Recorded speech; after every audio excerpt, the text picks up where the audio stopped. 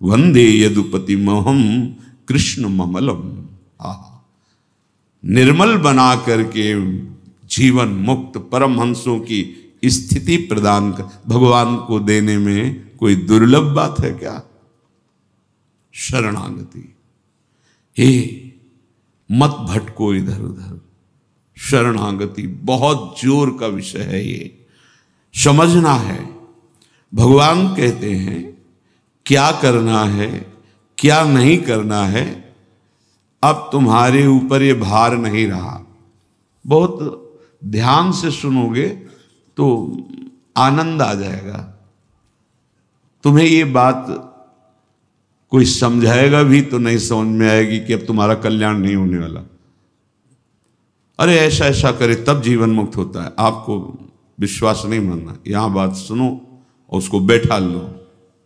क्या करना है क्या नहीं करना है, ये तुम्हारी जिम्मेवारी खत्म। अब वो क्या कराना है, कहां पहुंचाना है, ये जिम्मेवारी प्रभु की हो गई, क्योंकि आप शरणागत हैं। बिल्कुल बैठा लेना हृदय में, कभी डरना नहीं, कभी संशय मत करना। बहुत सुंदर मनन की हुई बात कह रहे हैं। स्वयं भगवान के शरणागत हो जाना संपूर्ण साधनों का फल है, सार है। बस शरणागति को समझना, आगे पूरे विवरण में आएगा, विस्तृत रूप से है कि क्या शरणागति का स्वरूप है। शरणागत हो जाना प्रभु के संपूर्ण साधनों का फल है, सार है। जैसे भक्ति के 9 विशेष स्वरूप हैं, श्रवणम कीर्तनम स्मरणम विष्णुर्पाद सेवनम अर्चनम वंदनम दास्यम सख्य। पर ये जो 9वां है ये अष्ट भक्ति का फल है, आत्मसमर्पण, आत्मनिवेदनम, आत्मसमर्पण। अपने आप को प्रभु के हवाले कर देना, अंदर से हृदय से। आप देखो ये ऐसा वो परिस्थिति पैदा कर देते हैं या ऐसा ज्ञान दे देते हैं, दोनों बातें उन। पूर्ण समर्पण तभी होता है जब अशरण हो जाता है, हर जगह धक्का, कोई सहारा देने वाला नहीं, उसके पास कुछ नहीं, कोई अगर उसकी तरफ से निकलना चाहो तो हटकर दूर खड़ा हो जाएगा, कहीं कुछ मांग न ले, कहीं कुछ कह न दे, ऐसा तिरस्कृत, उसे विश्ववंदनी बना देते भगवान। पक्का केवल शरणागति बहुत बड़ा स्वरूप है शरणागति का। ये संपूर्ण साधनों का सार है। शरणागत भक्त को अपने कल्याण के लिए कुछ भी करना शेष नहीं रहता। सुनते जाना। जैसे पतिव्रता शरीर श्रृंगार करती है पति के लिए, पूरे ग्रह की टहल करती है पति सुख के लिए, उसकी एक एक चेष्टा केवल अपने पति के लिए होती है।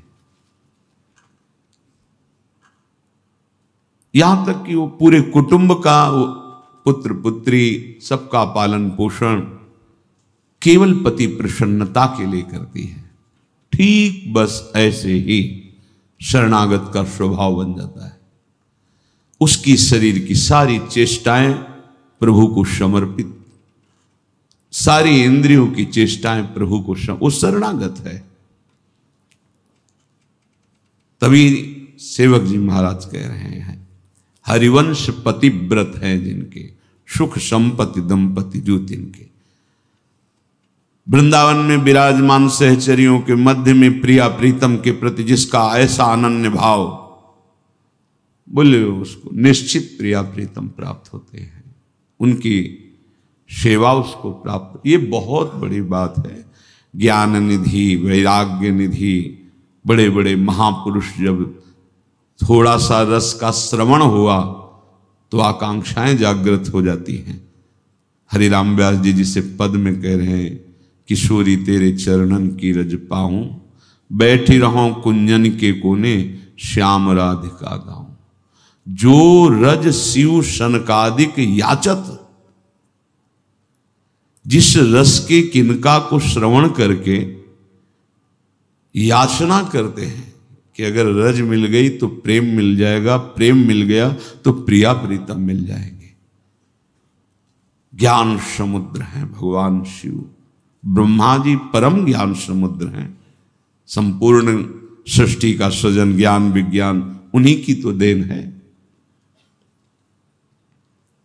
शरणागत भक्त शरीर को सुखपूर्वक रखता है, नहाना धोना कपड़ा वह सब। कैसे? जैसे एक पतिव्रता अपने शरीर को सजाती है, उसका उद्देश्य क्या होता है? पति को सुख देना। पति देखेगा प्रसन्न होगा। यह हमारे परम पति का दासत्व है। गर्व से जैसे वो मांग भरती है, मंगल सूत्र धारण करती है, ऐसे ये तुलसी जी, ये हमारा मंगल सूत्र है हमारे प्रीतम परम पति के लिए। ये जैसे ये हमारा सुहाग है। भरे किसी के एक प्रीतम होते हैं तो ठसक में घूमती है, हमारे तो दो दो प्रीतम, प्रिया और प्रीतम दोनों। बिहरत दो प्रीतम कुंज, ये हमारे दो हैं। उस शरीर को लेकर के कि जैसे कोई बाहरी देखे पोशाक धारण किए हुए, खुशबू आ रही उसके शरीर से, इत्र लगा हुआ है स्वामिनी की प्रसादी, और पान पाए हुए स्वामिनी का पान प्रसाद। जैसे हम पात्र मार्जन करके श्री जी की सेवा में लगाते हैं, अब ये शरीर श्री जी की सेवा का पात्र है। मैं करके भोगों में उतारना निंदनीय है, त्याज्य है, लेकिन श्री जी को समर्पित ये शरीर, चाहे गृहस्थ हो चाहे विरक्त, अब वो उसी तरह से प्यार दुलार लायक है जैसे हम ताम्र पात्र को मार्जन करके पवित्र स्थान में ऊंचे पे रखते हैं। क्यों? क्योंकि ये श्री जी की सेवा में आएगा, तो ये श्री जी की सेवा पात्र हो गया। शरणागत का चिंतन कैसा होता है? इसीलिए तुम बाहरी त्याग तो देख सकते हो, लेकिन आंतरिक समर्पण नहीं देख सकते हो। जो प्रभु के शरणागत हो जाता है, उसकी कोई जाति नहीं होती, उसका कोई गोत्र नहीं होता, कुल नहीं होता उसका कोई, उसका वही कुल होता है, वही जाति होती है, वो गोत्र होता है जहां समर्पित हो जाता है। लोक में देखो थोड़ा सा समर्पण, अन्य गोत्र कुल की कन्या जब अपने पति को स्वीकार करती है तो पति का गोत्र और कुल उसका हो जाता है, फिर उसका अलग से नहीं बना। अलग तो वो समझ नहीं पा रहा, इसलिए नहीं, एक ही बना, वो कोई और रहे कुल में, उसका गोत्र अलग है उसके। और वो जब पति को स्वीकार हुई तो पति के गोत्र में गोत्र मिल गया, पति के कुल में कुल मिल गया, अब उसका अलग से कुल गोत्र नहीं। जैसे नदियां जब अलग रहती हैं तो नाम अलग होता है, जब समुद्र में मिल जाती है तो एक ही शब्द हो जाता है समुद्र, ना नदी का नाम रह गया ना रूप रह गया। ऐसे ही प्रेम समुद्र प्रियालाल के शरणागत का गोत्र प्रियालाल है, कुल प्रियालाल है, जाति प्रियालाल है। इसीलिए हमारे प्रियालाल की शरणागति में कभी किसी से नहीं पूछा जाता आपका गोत्र क्या है, कुल क्या है, कौन सी, हमें इससे नहीं। आप हमारे प्रभु के अंश हो, प्रभु के शरणागत होना चाहिए, शरण होइए, बिल्कुल समान व्यवहार आपके साथ होगा। उसमें थोड़ी भी व्यवहार में कि आप इस जात के हैं तो आप इस सेवा में नहीं आ सकते, नहीं। देखो ना, किसी का परिचय नहीं कि आप किस जाति के हो, किसी का परिचय नहीं।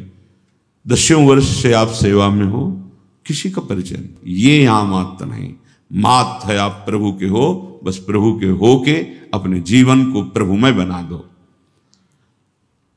सेवक जी महाराज कहते, श्री हरिवंश सुगोत कुल देव जाति हरिवंश।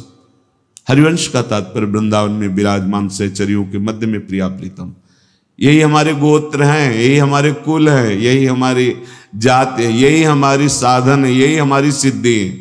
श्री हरिवंश सुगोत कुल देव जाति हरिवंश, श्री हरिवंश स्वरूप हित रिद्धि सिद्धि हरिवंश, सब कुछ प्रिया प्रीतम।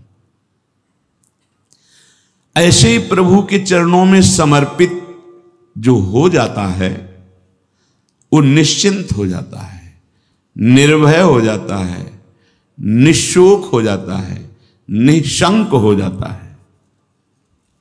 उसके हृदय में किसी भी तरह की कोई चिंता, भय, शोक ये नहीं रह जाता है।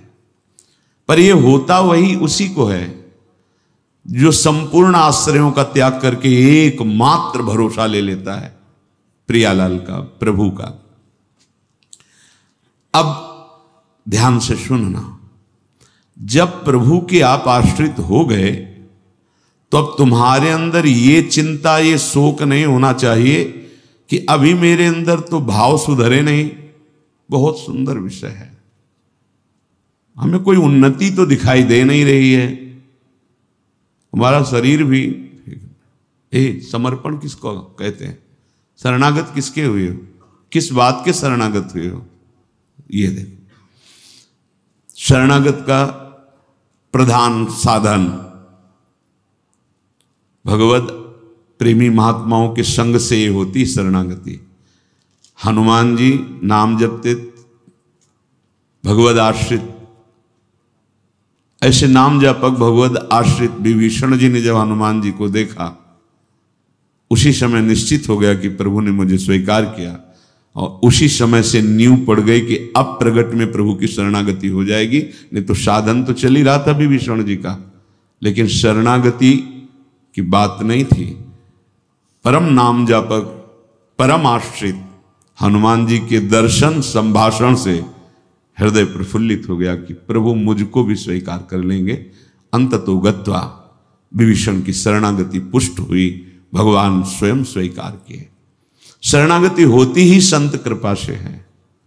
अगर महापुरुषों का संग न मिले तो यहां तक पहुंच ही नहीं हो पाएगी, विविध साधनों के जाल में फंसे रहोगे। बहुत ध्यान देने की, हम लोग यही परेशान होते रहते हैं, हमारे भाव नहीं बढ़े, हमारी वृत्तियां नहीं सुधरी। भगवद आश्रित हो, नाम जब चल रहा है ये पकड़ना है तुम्हें, यही शरणागति का स्वरूप है। आश्रित है और नाम जप। अब हमारे भाव बढ़े ना बढ़े, वृत्तियां ठीक हो ना ठीक हो, ये हमारा विषय नहीं है। बहुत महापुरुषों के वचन और ये हृदय की बात कह रहा हूं। जब साधना के समय कहते तो हम यही कहते कि हम तो अब अपने हृदय की बताएं, बस हम इतना ही साधन अब जानते हैं। जब हितधाम में छोटी कुटिया, महाराज जी इसका मतलब मैं नहीं समझ पा रहा, करते तो हम लोग भी ऐसे हैं, पर मतलब कुछ फर्क तो, मतलब इसका मतलब क्या?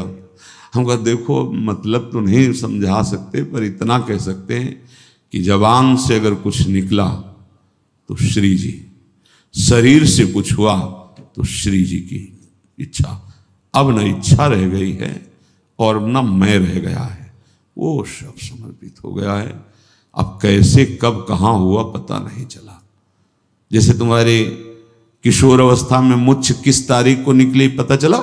मूछ भैया 9:10 में मूछ निकली थी, अमुक तिथि तारीख पता नहीं। और आपे की तो निकली, क्यों नहीं पता? ऐसे आपे की तो शरणागति कब और कैसे हो गई पता नहीं चला, निहाल हो गए। सच्ची कहते जो दहाड़ते हैं ना, ये शरणागति है। शरणागति, सिर्फ शरणागति।